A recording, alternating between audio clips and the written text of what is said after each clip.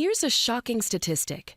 Despite the fact that we're more online than at any previous time in history, 90 million Americans remain offline with no connection to the internet. And that's why our Next Guest organization has been working hard, empowering local and collaborative technology planning in communities across the nation. Tom Ferree is president of Connected Nation, and he joins us right now. Tom, welcome. Thank you. Tom, what's the big picture when it comes to internet connectivity in our country, and where does Connected Nation come in? As your listeners probably already know, connecting communities to high-speed internet today is as essential as connecting them to water, roads, and electricity. It fuels our economy, and it allows our country to compete globally. But the important thing to remember about the big picture of our broadband landscape is that it's constantly changing.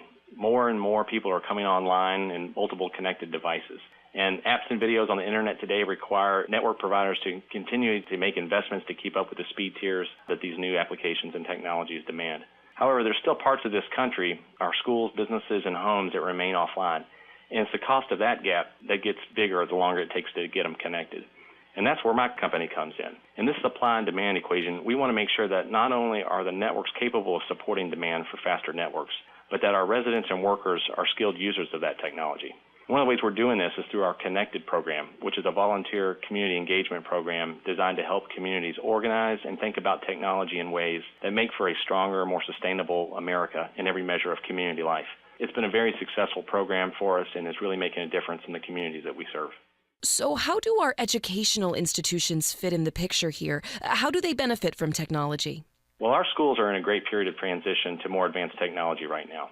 High-speed broadband connections both on and off campuses are creating new opportunities for students to learn and much more engaged in collaborative ways than we ever did. Tablet devices are also opening the doors for a more personalized learning experience. Now, as a company, what we want to make sure is that schools are actually getting results from these investments in terms of higher grades and test scores. And that's why we're working with schools to help them more effectively plan before they undertake these large technology purchases and projects. And we're working with some of the country's most well-known technology companies and broadband providers to test new products and services to showcase the power of digital learning when it's done right. And what about businesses? In what way can increased internet connectivity in a community translate into increased job opportunities?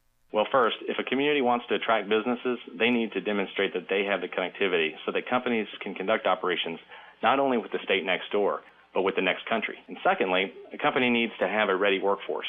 We have a program called Digital Works that helps train people with 21st century job skills and then matches them with telework opportunities.